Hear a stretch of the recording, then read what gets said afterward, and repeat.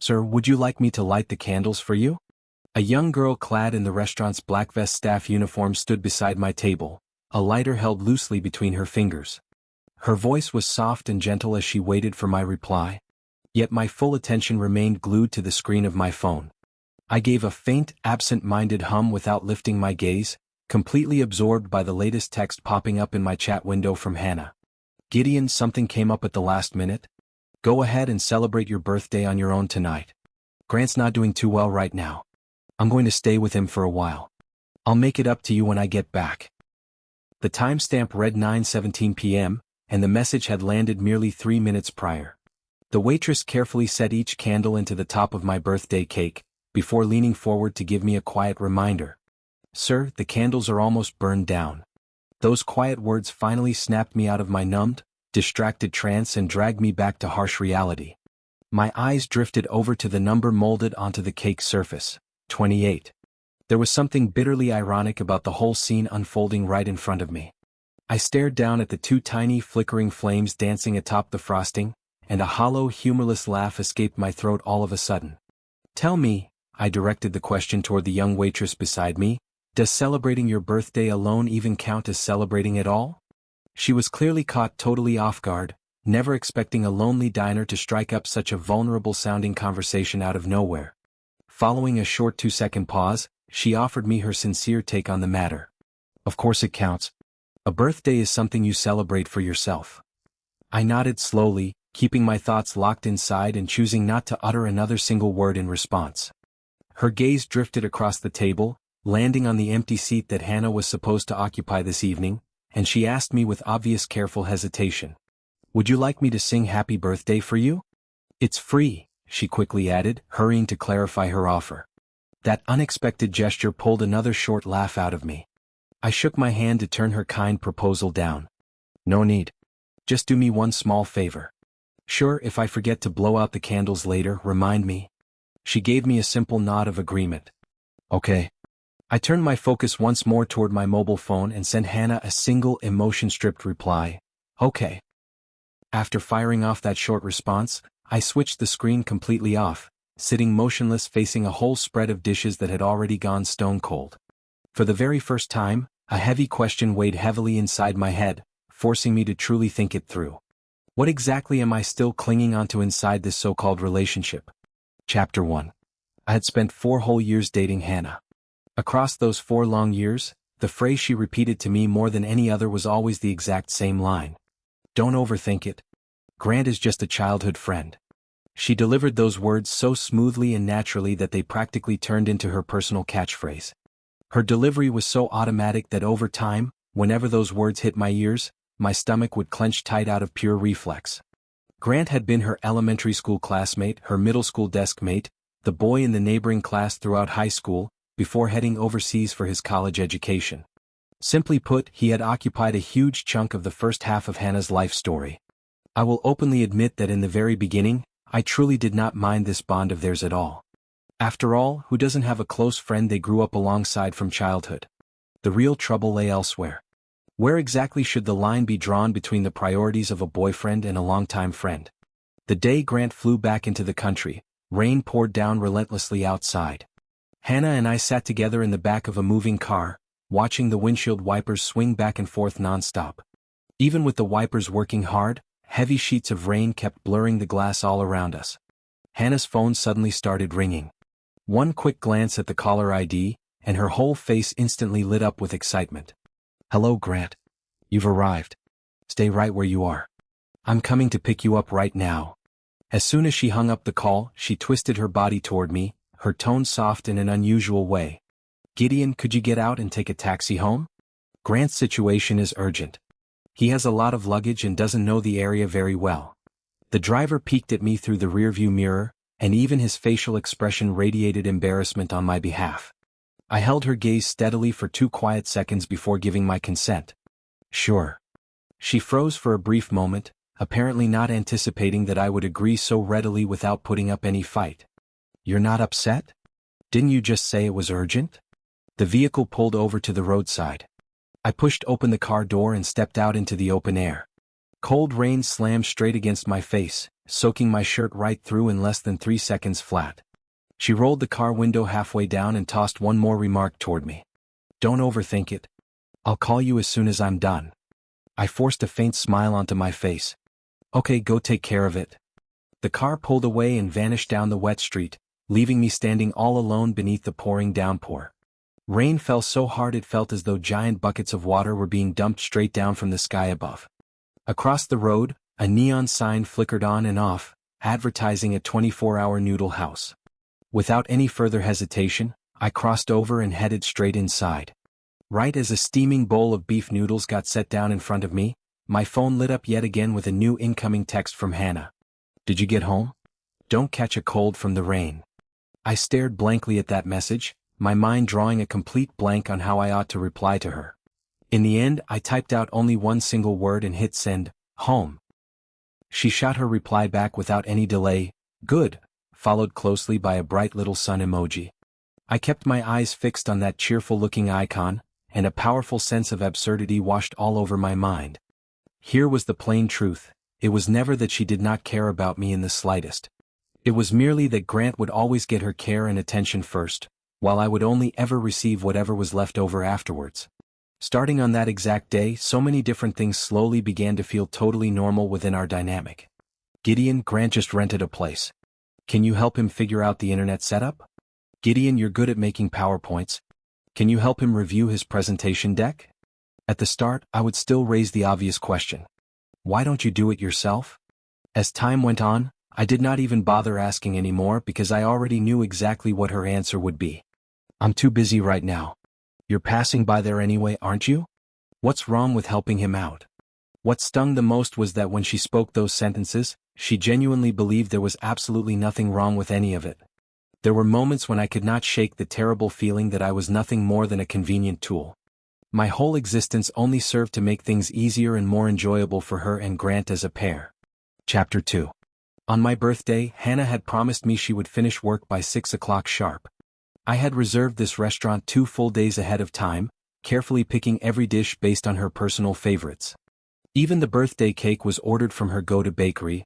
I picked the low-sugar version so she would not feel burdened eating too much late at night. At 5:40 p.m. a message popped up, almost there. By 6:20 p.m. another text arrived, something came up last minute. You go ahead and start. 7:05 p.m. brought yet another update, Grant's in a bad mood today. I'll check on him. Should be quick. 8:11 p.m., Gideon, go ahead and eat. Don't wait for me. 9:17 p.m., I'll make it up to you when I get back.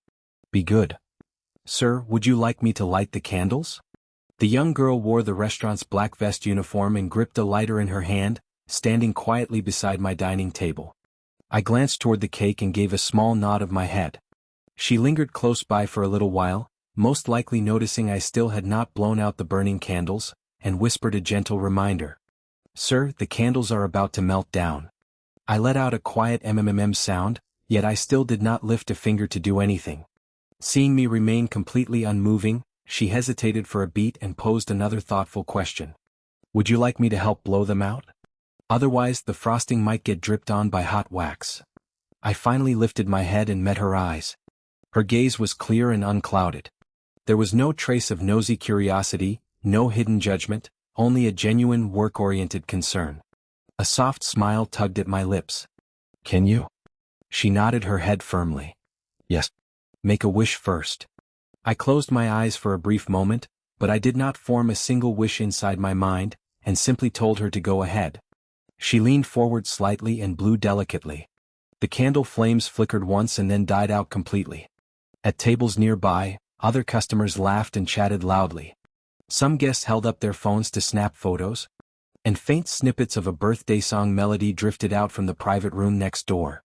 The whole space felt busy and chaotic. The girl removed the used candles and placed them onto her serving tray, whispering under her breath. Happy birthday. I looked straight at her and spoke out of impulse. Thank you. She was just about to turn and walk away when I called her to stop. Wait a second. I pushed the untouched second serving of food across the table toward her. I can't finish this. Can you pack it up for me? Sure. And what about the cake? Cut it in half. The other half, if your kitchen doesn't mind, You can share it among your coworkers. Surprise flickered across her facial features. Are you sure? I nodded without hesitation. Yeah, I'm sure. By 10:30 at night, I carried the packed takeout boxes back home. When I unlocked and pushed open the front door, all the lights in the living room stayed switched off. Only the bedroom glowed with warm illumination. Hannah sat perched on the edge of our bed, slowly wiping away her makeup. She did not even bother spinning around to face me as she spoke. You're back. I just finished my shower, I mumbled, setting all the takeout containers down onto the table surface. As soon as she spotted the cake box, her tone instantly softened. Oh, you're really upset. I told you I'd make it up to you. Grant's in a bad state today. I can't just ignore him, right? I looked over at her, keeping my expression calm and neutral. If he's not doing well, you go keep him company. What about my birthday? When are you going to keep me company? Her eyebrows drew together into a frown. What do you mean by that? Literally exactly what I said, Gideon. Don't keep dragging this on. I've already explained it to you. I gave a slow, empty nod. Explained.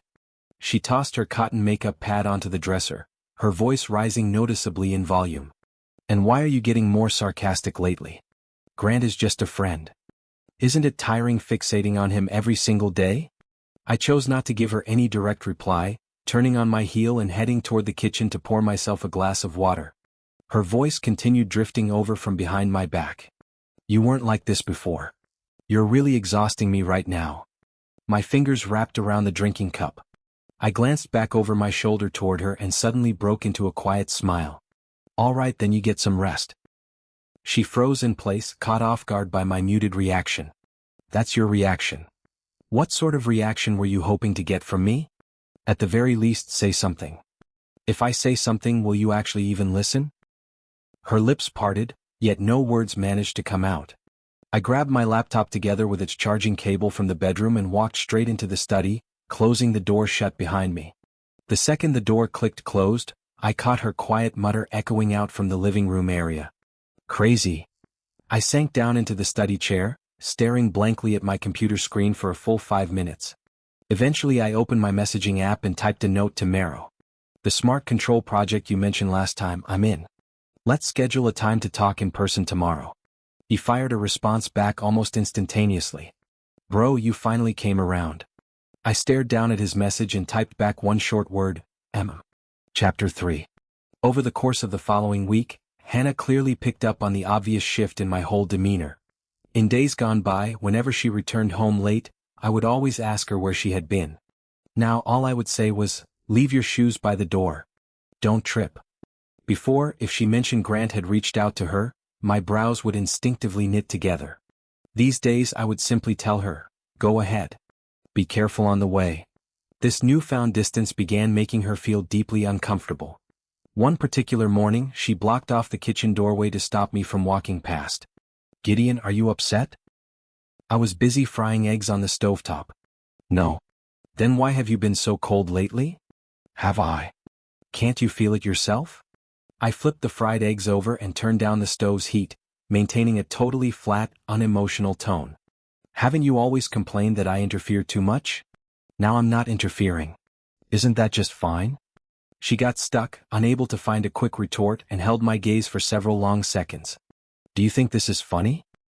I slid the cooked eggs onto a plate and held it out toward her. Eat while it's hot. Cold eggs smell fishy. She refused to take the plate from my outstretched hands, her tone sharpening sharply. What exactly do you want? A faint smile crossed my face.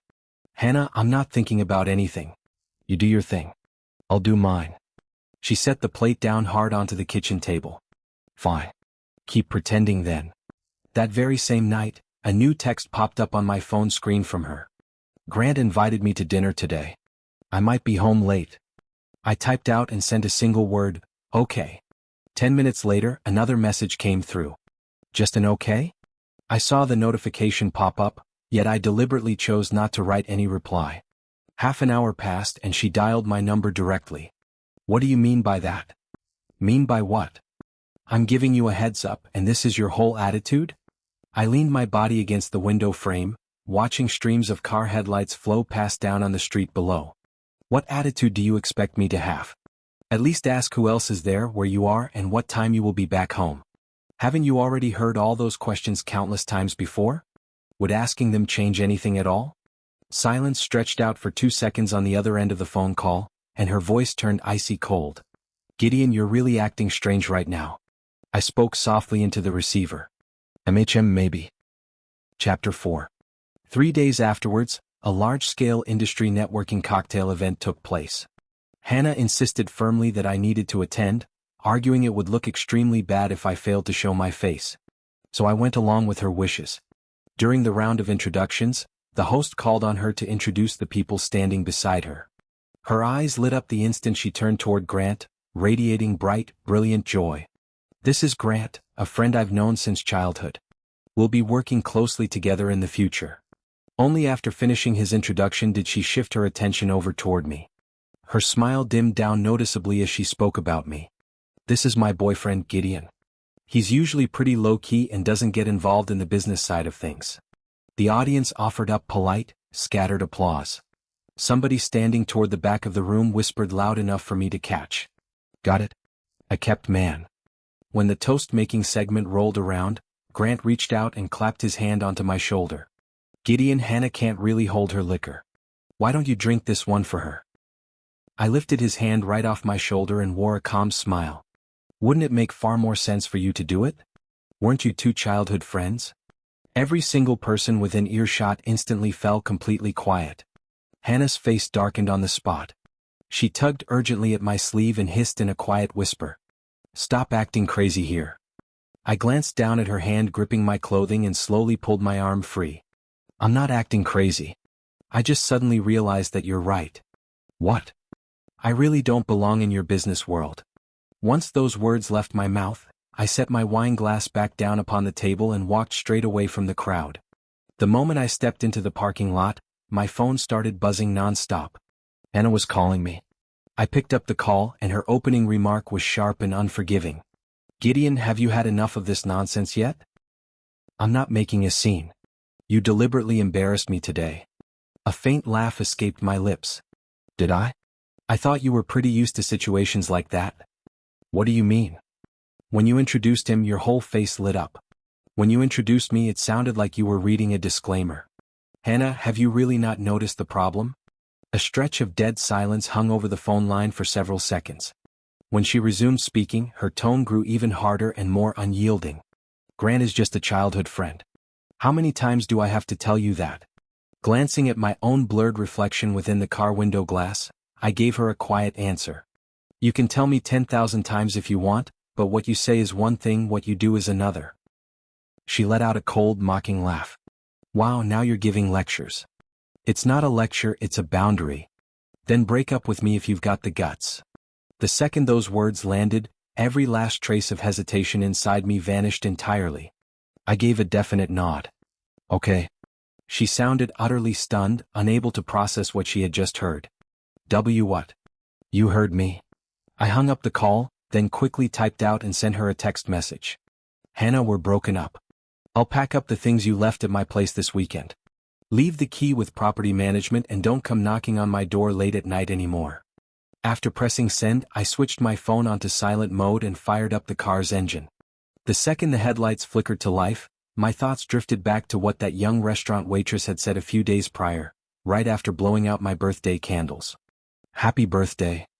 Strangely enough, she had only spoken a small handful of words to me, yet those few phrases carried far more sincerity than nearly everything I had heard throughout this whole relationship. I had imagined that sending that breakup text would draw a firm line under everything. Yet come noon the following day, my building's doorbell rang sharply. When I opened the front door, Hannah stood out there with bloodshot eyes, clutching a paper cup of coffee from my favorite local cafe. Her very first sentence was not a request to talk things through, nor was it an apology. Instead, she looked straight at me and asked, Gideon, are you really breaking up with me? I opened my mouth to give her my reply, but the kitchen timer behind me chimed loudly at that exact moment. The soup simmering on my stovetop had just reached a rolling boil. I spun around to switch off the heat source, then turned back to face her again, uttering only one single word. Yes. Hannah stayed rooted right where she stood. The coffee she held remained piping hot, with thick condensation droplets covering the outer surface of the cup. I checked the time, 12:08 p.m. I had an important meeting scheduled for 2 o'clock. "Come in and let's talk," I said, stepping sideways to let her cross the threshold. Upon stepping inside, the very first thing she did was place that coffee cup down onto the chair I normally sat in. Her next move was marching over toward my kitchen, opening up my cabinet doors as if she still owned this space, searching around for a drinking cup. I did not lift a finger to stop her. After pouring herself a glass of plain water, she turned to face me once more. "Are you really doing this? Just because of Grant?" "Yes." I held her gaze steadily. "Because whenever you and Grant are together, I always feel like nothing more than your backup option." She pressed her lips tightly together, softening her tone just a tiny bit. "I admit I've gone a little too far lately, but you can't just break up with me out of nowhere." I nodded my head. "I can." Anger immediately flared up inside of her. "Gideon, you're unbelievable. 4 years together and you're just throwing it all away." "Aren't you the exact same?"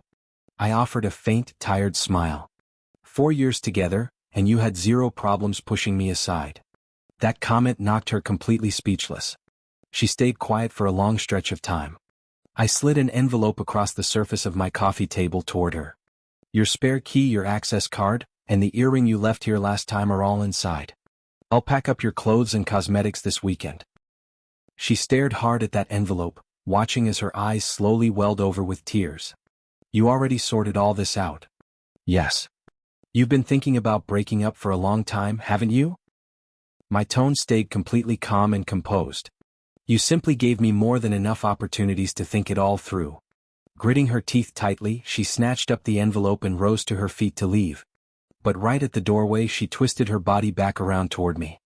"Gideon, don't regret this." I nodded. "Yeah, I won't." The front door slammed shut with a heavy bang. I remained standing motionless in the middle of the room for several seconds, before walking over and pouring out the unfinished coffee she had set down. Chapter 5.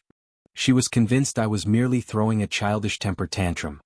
Throughout the first week after our breakup, Hannah bombarded me with fresh messages every single day. "Have you eaten? The temperature dropped today. Don't wear clothes that are too thin. I bought that cake from your favorite bakery and left it at your door."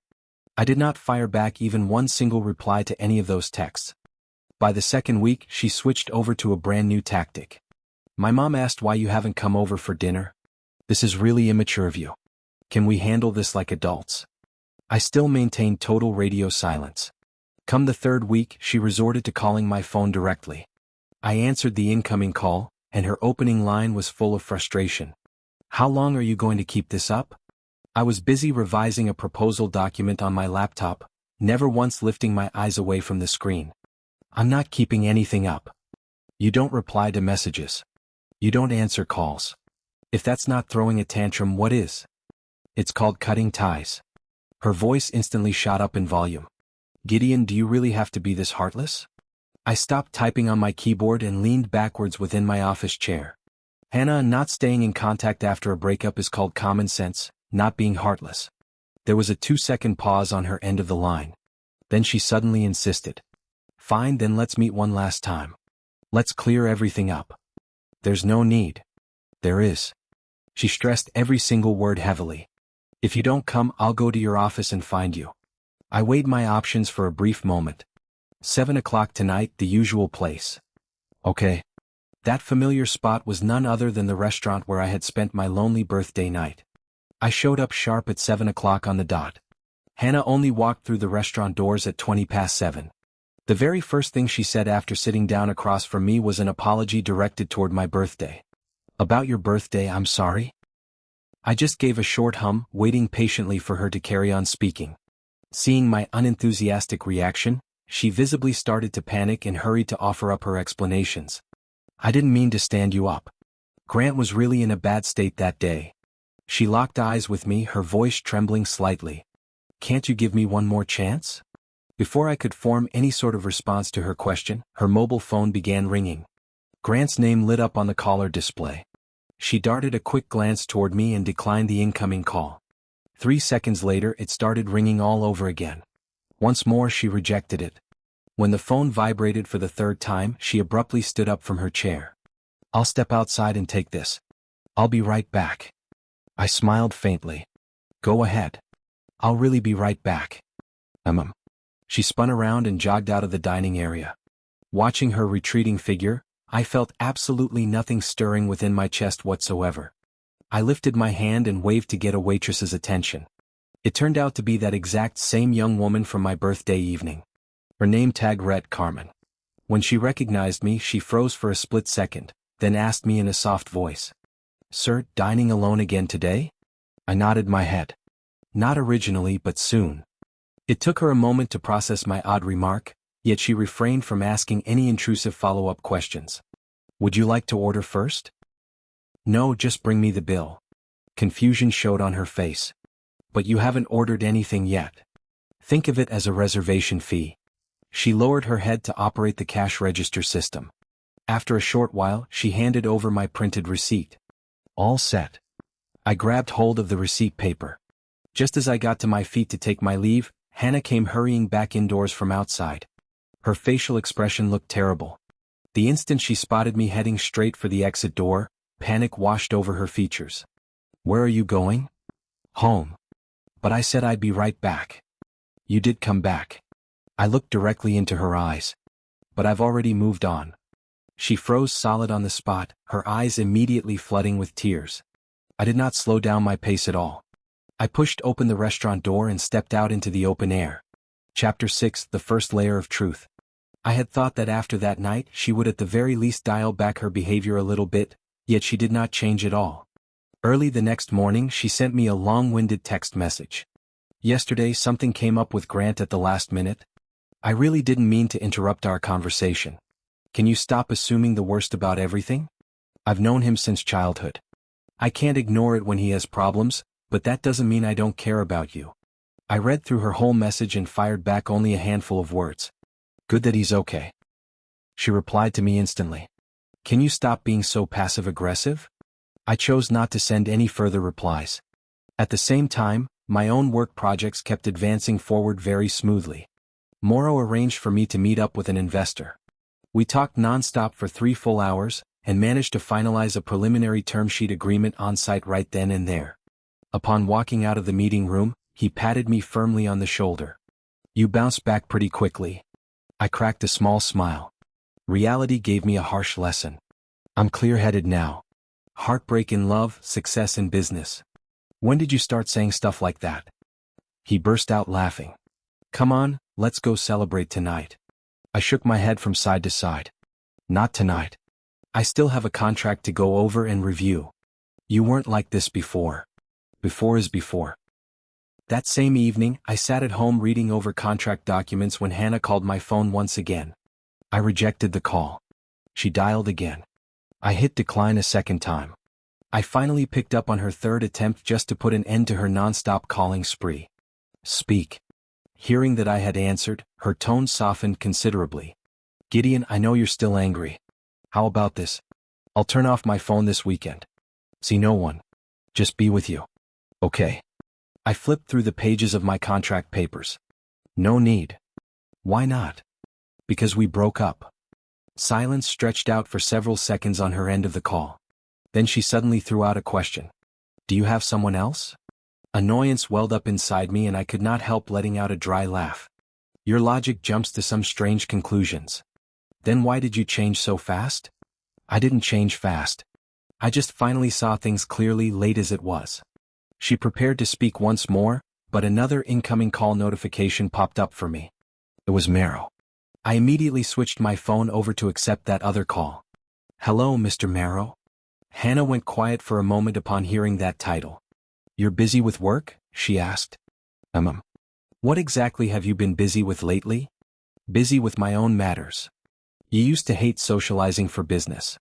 People change. With that line spoken, I ended our call. 3 days later, I visited a local cafe to meet with one of my clients. While I was placing my drink order, a familiar voice called out my full name. Mr. Gideon. I spun around. It was Carmen. She was no longer wearing her restaurant work uniform. Instead, she sported a simple plain white shirt paired with jeans. Clutching a laptop as though she was doing some part-time spreadsheet work. What a coincidence, I commented. She smiled warmly. I work the day shift here. Do you want a latte or an Americano? You remember, on your birthday you ordered an Americano, no sugar. I nodded my head. Then the usual. While she was busy preparing my drink, she struck up a casual conversation. How have you been lately? Pretty good, I answered with a genuine smile. That's good.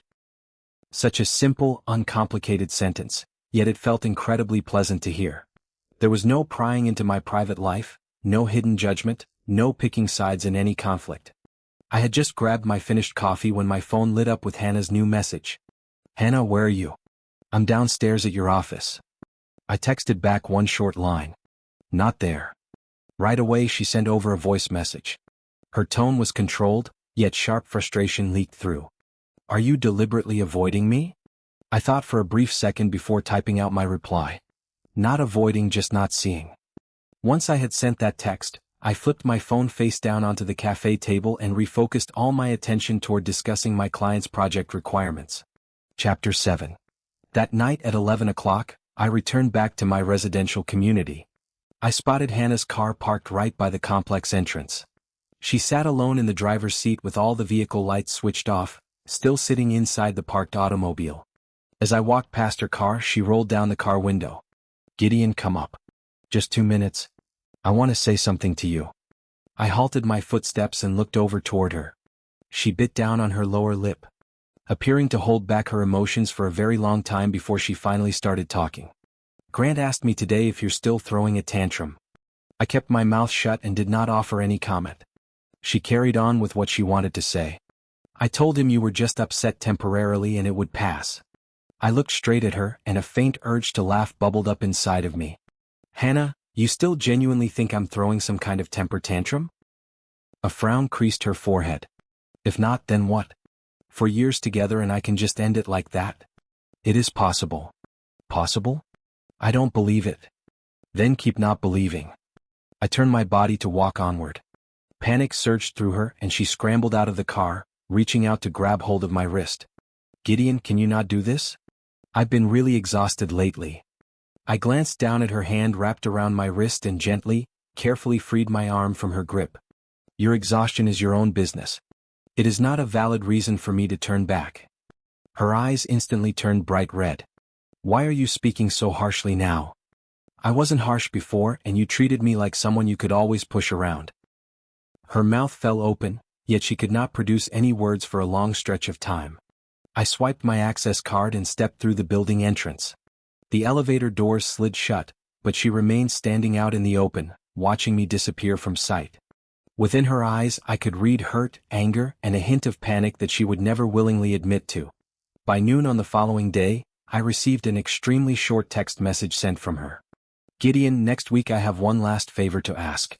Help me this one last time, then I won't bother you again. I stared at those exact words, one last time, for quite a while, then typed out my reply. What favor? She sent me a voice message. Her voice sounded soft, yet hearing its content wiped every trace of smile clean off my face. Grant wants to buy a house, but his bank statements are a little off. Can you pretend to get back together with me for a month to help him secure the loan? I finished listening to the whole recording and set my mobile phone flat down on the tabletop. Bright sunlight streamed in from outside my windows, yet I felt a strange chill spread all throughout my body. The real drama had finally arrived at last. I hit replay and listened to Hannah's voice message once more. Grant wants to buy a house, but his bank statements are a little off. Can you pretend to get back together with me for a month to help him secure the loan? I stared hard at my phone screen for 10 full seconds, then composed my response. 8 o'clock tonight, coffee shop downstairs.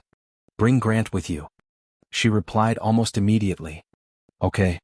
Sharp at 8 o'clock that evening, I walked into the coffee shop venue. Hannah was already seated there. Grant sat right beside her, with 2 cups of coffee placed on the table surface before them.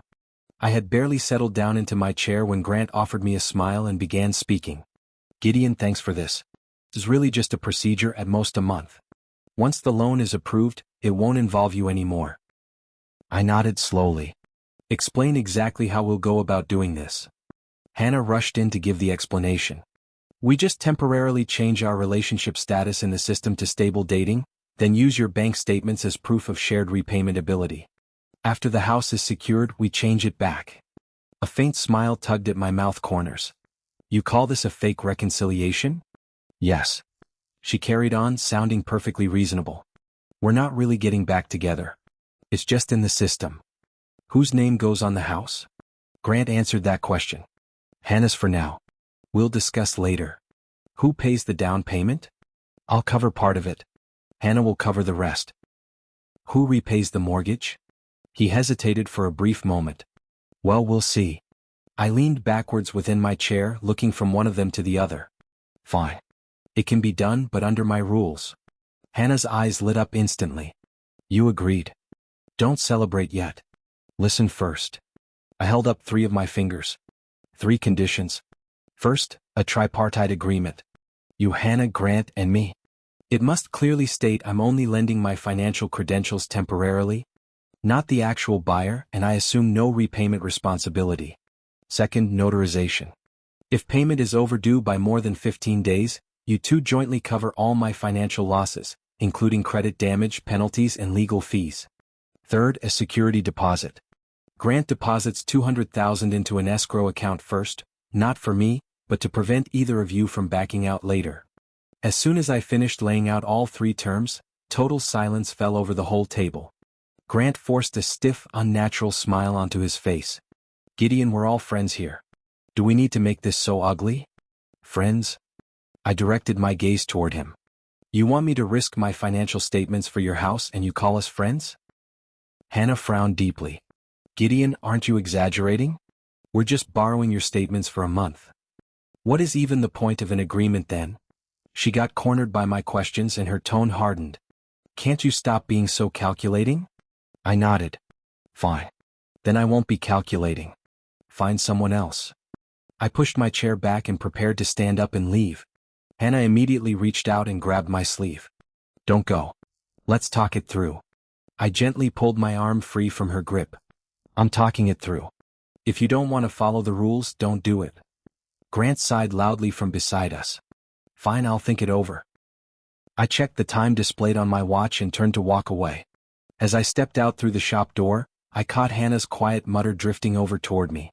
Can't you be a little softer? I did not glance back over my shoulder. Chapter 8. She wanted me to talk about feelings. I only talked about contracts. The following afternoon, Hannah sent over a simplified draft version of the agreement document. I opened up the file, and its core content could really be summed up in just one single sentence. Party A, Gideon, voluntarily provides assistance and waives all rights of recovery. I let out a genuine laugh. This was not simplification at all. This was straightforwardly asking me to jump headfirst straight into a trap of their making. I forwarded this document over to Carmen. We had exchanged contact information after running into each other multiple times. Can you take a look when you have time? She responded very quickly. Ido. Who wrote this? Looks like a bunch of templates stitched together. There are risk issues everywhere. I typed back to her. The other side wants me to sign a slavery contract. She sent back a laughing tears emoji. Roughly 5 minutes afterwards, she sent me a complete list of revision suggestions. Everything was neatly organized, with every critical risk point clearly highlighted. At the bottom of her notes, she added a short piece of advice. If you sign this because you're soft-hearted, it'll become a huge problem later. Helping someone is one thing. Helping them until you're the one drowning in debt is another. I stared at that line for a little while before sending my reply. Received, Attorney Carmen. She replied with another emoji. Just a side gig. Don't flatter me. That exact same evening, I sent the fully revised agreement over to Hannah. She called my phone almost the second she finished reading it. When I picked up, her voice carried clear anxiety. Gideon, what do you mean by this? Why did you even get a lawyer involved? I didn't get a lawyer. I just used basic common sense. This version is way too harsh. Grant will never agree to it. Then he doesn't have to do it. Are you deliberately making things difficult for him? No, I'm managing risk. You asked me for help, and I've already provided a solution. Whether you take it or not is your choice. She stayed quiet for several seconds, and then her voice softened in an attempt to persuade me. Then, can you do me a favor and sign first? We can sort out the rest later. My tone stayed completely calm and unchanged.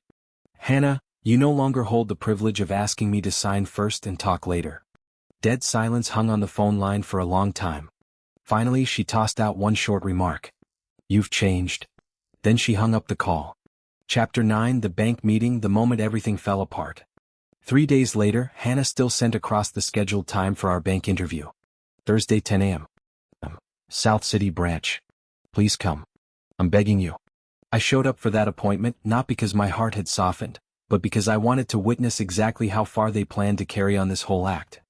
Inside the bank's meeting room, the account manager spread all the different documents out across the table surface one by one. I had just flipped open the page labeled Joint Repayment Liability when Grant started speaking. Gideon, let's stick to what we discussed before. We can skip that tripartite agreement, right? It feels too formal between friends. I lifted my head and met his eyes. When did I ever say we could skip it? Hannah immediately jumped in to interject. Gideon, let's just get the loan approved today. We can sign the agreement afterward. Okay. I looked at her without uttering a single extra word. Under my unwavering gaze, she visibly lost confidence, her voice growing quieter. Just this once, please. I set down my pen and pushed it toward the center of the table. Then today's meeting ends here. The account manager looked utterly confused. Mr. Gideon, are you saying? I withdraw my authorization and will not act as a joint borrower. I stood up on my feet, leaving every last document right where they laid. I turned around and walked straight out of that meeting room. Hannah chased closely after me, grabbing hard onto my arm out in the bank lobby. Are you crazy? Do you realize standing us up today could affect the credit approval process? I stopped walking and turned to face her. The people affected are you two, not me. You really can't stand seeing Grant succeed, can you? I laughed and nodded my head. That's right. I can't stand taking on financial risk for him anymore. Is that the answer you wanted? Anger made her eyes turn bright red, her voice shaking uncontrollably. Gideon, you were never like this before. That's correct. A faint smile crossed my face. Before I was stupid. Once I had spoken those words, I walked down the building steps and got directly into my car. Chapter 10. She wanted me to talk about feelings. I only talked about contracts. That very same night, Hannah rushed straight over to my apartment. When I unlocked and opened the front door, streaks of tears ran down her cheeks. Her very first question was sharp and desperate. Can you stop taking things so far? I stepped sideways to let her enter my home. We can talk, but don't shout. She stood right in the middle of my living room space, still clutching crumpled up bank statement papers tightly in her grasp. Grant almost got treated like a fraud at the bank today. Do you know how humiliating that was for him? I looked straight at her and posed a counter question. Have you ever seen me embarrassed? She froze for a split second. Does it matter now? Yes, I nodded firmly. Because now you finally understand what embarrassment actually feels like. She ground her teeth together. I really misjudged you. Same here. Shaking all over with rage, she finally voiced the thought she had been holding back for ages. Grant has always treated me well. Helping him is the right thing to do. You can't compare to him. Complete silence washed over the living room. I stared at her for several seconds, then slowly nodded. I know. She appeared to realize she had gone way too far, and immediately tried to soften her wording. I didn't mean it like that. I'm just saying you two are different. You don't need to explain. I cut her off mid-sentence. I walked over toward the entryway and pulled open the front door. Hannah, starting today you don't need to come to my place anymore. I will keep your contact info, but only for handling financial matters. Nothing else. She stayed planted in position. Are you going to block me? No, I looked at her. Blocking is too emotional. I will keep evidence, boundaries, and distance. Tears rolled down from her eyes. Do you really have to be like this? Yes, I do. She walked toward the doorway, then spun back one final time, her voice barely loud enough to hear. Gideon, is it really over between us? After the heavy front door clicked shut behind her, I remained standing still for several seconds, before turning back into my living room. Upon my coffee table sat a crumpled, damp tissue that she had left behind. I picked it up and tossed it into the waste paper bin. I had thought that would mark the absolute end of everything. Yet on Saturday night, during an old classmate reunion gathering, I had just stepped into the private party room when I heard Hannah's voice echoing from inside. Gideon has already agreed to help Grant. The loan will be approved soon. The whole table of people let out sounds of surprise and excitement. Grant sat right beside her, wearing a smug, self-satisfied smile across his face. I lingered by the doorway and did not step inside. I tapped my knuckles against the doorframe to draw everyone's attention. Every single person turned their heads my way, and the joyful atmosphere instantly froze solid. I advanced to the table, set my mobile phone down flat upon its surface, and spoke in a calm, clear tone. Let me correct something. First, Hannah and I have not gotten back together. Second, I will not act as a guarantor for Grant. Third, the $128,000 that Hannah withdrew from our joint account must be returned within 3 days. If overdue, I will report it to the police. The entire room fell deathly quiet, save for the low hum of the air conditioning unit. Hannah's face drained of all its color, turning deathly pale.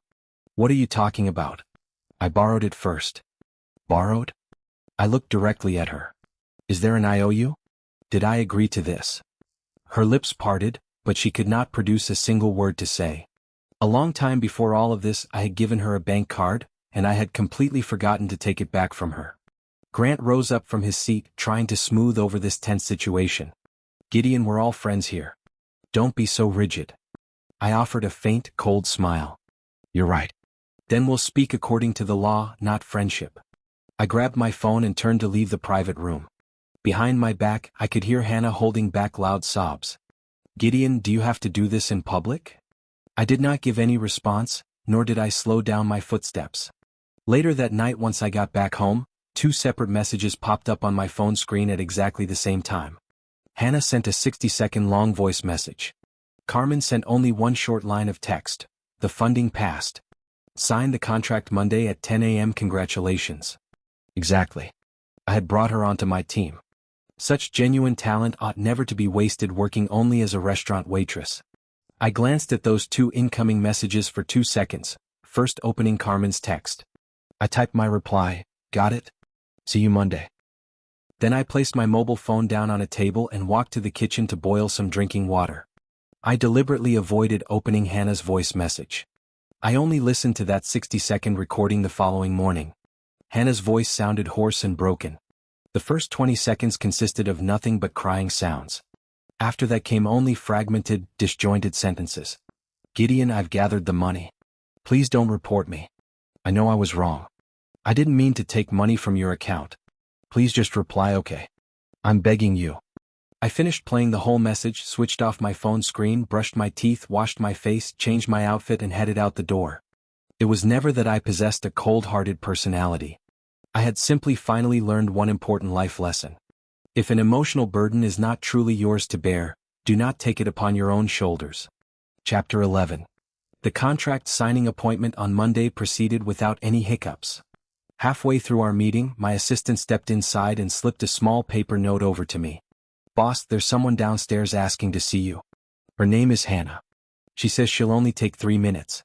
I quickly checked the time on my wristwatch and nodded my head. Tell her to wait. Once the meeting drew to a close, I headed downstairs. Hannah stood off in a corner of the building lobby, clutching a paper shopping bag in her hands. The moment I walked near her, she held out the bag toward me. This is the durian milk crepe cake you used to love. I waited in line for an hour. I refused to take the bag from her outstretched hands. If you have something to say, say it. Her hand hung suspended mid-air for a moment before she slowly pulled it back down to her side. Tears welled up within her eyes. I've already paid you back. I fixed the account records too. Did you see it? I did. Then, are you still angry? I looked straight at her, keeping my demeanor completely calm. Hannah, I stopped being angry a long time ago. She froze in obvious confusion. Isn't that a good thing? It is. Because not being angry means not caring anymore. Those words landed like a dull-edged blade, cutting deep and slow. Her complexion instantly paled. Gideon, I really understand now. I went too far. I thought you'd always be there. See, I cut across her sentence. You said it yourself. You thought I'd always be there. That's exactly the problem.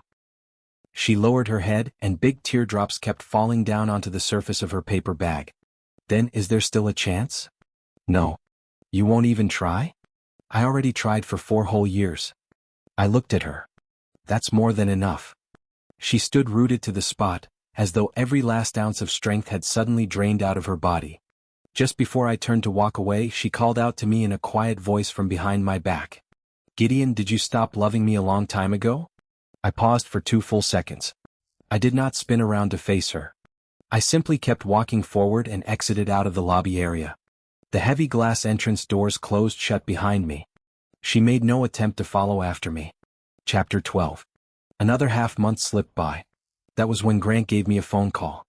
I had intended to reject the call, yet I accidentally pressed the accept button. "Gideon, can we meet? I want to apologize for everything that happened." "Not necessary. Come on, just 5 minutes. I'm at the coffee shop across from your office." I hung up his call. 5 minutes later, he sent over a photograph. Hannah was sitting across the table from him. It was plain to see she had been crying quite heavily. Right after the photo arrived, a voice message file popped up. "If you don't come, she'll keep misunderstanding me." Can you really live with that? I stared at those written words for a couple seconds, then set off toward the coffee shop. Even at this very final stage, he was still using other people as bargaining chips for his own gain. I went. I wanted to watch this whole show play out to its end. The instant I stepped inside the cafe, Hannah's eyes lit up with hope. "You came." Grant started talking before she could get another word out. "Gideon, I only have one thing to say. Maybe I was wrong about some things, but you two ending up like this can't all be blamed on me. We're adults. Everyone makes their own choices." I set my mobile phone down flat on the table and pressed play on an audio recording file. This was a drunken voice message he had sent straight to one of his friends, and every single word came through crystal clear, leaving zero room for denial. Hannah was the perfect mark, easy to sway with just a little bit of fake sympathy to get her to hand over her hard-earned money. And decent, trustworthy men like Gideon were incredibly valuable to his schemes. He could exploit Gideon's solid financial standing, which cost him far less than hiring a professional guarantor firm. The second the audio recording cut off, an icy heavy silence crashed over the entire dining table. Grant's composure vanished in an instant, his features twisting with raw panic and alarm. "Where on earth did you get this recording?" I locked eyes firmly with him, refusing to give him any ground in this tense standoff. "The source is completely irrelevant. What truly matters is every ugly truth contained inside this audio file." Hannah's whole body began to shake uncontrollably as she fixed her stunned gaze directly onto Grant. Her voice wavered, thick with shock and crushing heartbreak as she struggled to get the question out. Is every word of that really true?" Grant scrambled right away, desperate to spin his way out of this devastating exposure. "Hannah, you have to listen to me. I was dead drunk the night I sent that message." Hannah roughly shoved her coffee cup across the polished table surface, dark liquid spilling everywhere. She shot up onto her feet, her whole frame trembling with overwhelming hurt and rage. "Just shut your mouth." After that sharp outburst, she spun around to face me, hot tears streaming nonstop down her cheeks. "Gideon, I know I was so wrong about everything." I chose not to react emotionally to her tear-filled apology. Instead, my tone stayed calm and unyielding as I delivered my response to her. "The mess you've made is yours alone to sort out. I only came here to hand over this evidence, not to fall back into whatever we once had." I pushed my chair back and rose to my feet before starting to walk toward the exit. Right as I reached the doorway, I heard her shout my name behind my back.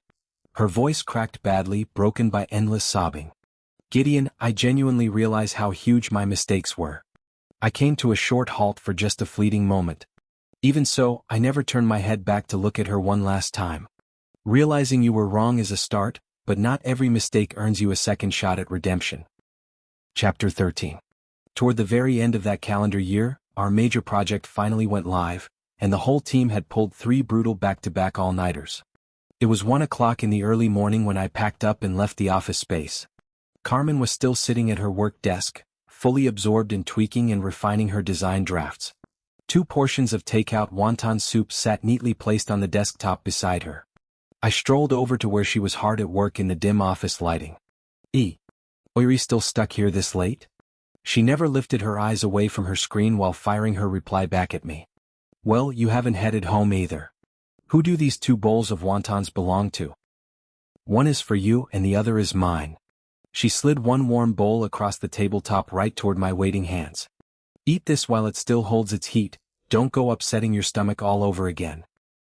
I grabbed hold of the waiting spoon and tilted my head toward her curiously.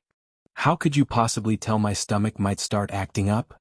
She finally lifted her gaze toward me, a faint, knowing glint of amusement dancing in her eyes. Whenever you're drowning under heavy work stress, your right hand keeps pressing against your stomach without you noticing. You assume no one around you pays attention to those little details. I paused for a second, then a soft smile tugged at the corners of my mouth as I looked down at her. You really do notice absolutely everything, don't you? What can I say? It's part of my job as a product manager. I'm trained to pick up on all kinds of small, easy-to-miss details.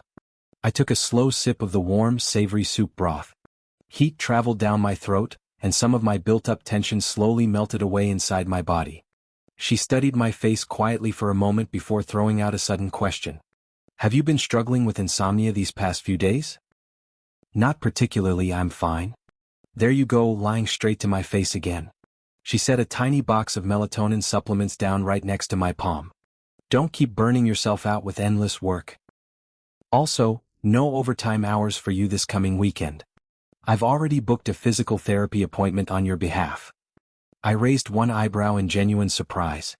Manager Carmen, is this standard employee welfare, or is this special personal care for me?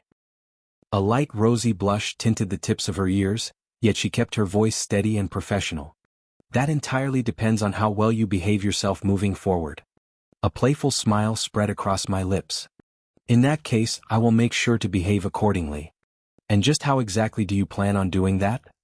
First off, I will drive you safely back home, and then I'll come right back to finish revising the project plan. She rolled her eyes at my silly suggestion. Are you completely out of your mind? Driving back and forth at this hour of the night? Fine, then I won't bother revising the project plan at all. I will simply take you home and call it a day. That's even worse of an idea. We've got a test submission that is due bright and early tomorrow morning. She finished her sentence and let out a light laugh, tapping her spoon gently against the edge of her soup bowl. All right, enough of these silly little jokes of yours, just eat your food.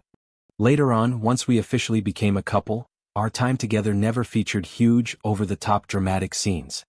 One weekend afternoon, I waited for her downstairs outside her apartment building. When she came walking out, those were the very first words that came out of her mouth. You aren't wearing that overly thin jacket like you did last time. I didn't dare risk getting scolded by you again. I lifted up the insulated thermos I had been holding in my grasp. I also brought you some freshly brewed ginger tea. She ducked her head down with a quiet smile and reached out to take the thermos from me. No complaints from me, that's pretty great. Good, it'll help you stay healthy and live longer. Wait, is that meant to be a blessing or a curse? It's a little bit of both. We walked side by side along the sidewalk. The winter breeze carried a faint chill through the air, yet our intertwined hands stayed nice and warm. Chapter 14. A full 12 months had flown by, and we were standing center stage at our grand engagement banquet, Carmen and I side by side. The master of ceremonies spoke into the microphone, calling for us to perform the ring exchange ritual. Right then, a faint commotion stirred near the banquet hall's main entrance door. I lifted my eyes to glance over in that direction. Hannah stood back within the crowd of guests. She wasn't causing a loud scene or screaming accusations. She merely watched us from far away, her eyes red and puffy from crying. Carmen gave my hand a soft, reassuring squeeze and leaned in to whisper beside my ear. Do you want to walk over there and say something to her? I held her gaze for several quiet seconds before giving a slow shake of my head. There is no need for that. Are you truly certain about this? Yes, I'm sure. This feeling wasn't rooted in hatred, and it wasn't driven by fear either. I had finally come to understand, the most respectful way to close a chapter of a past relationship was to simply leave one another alone.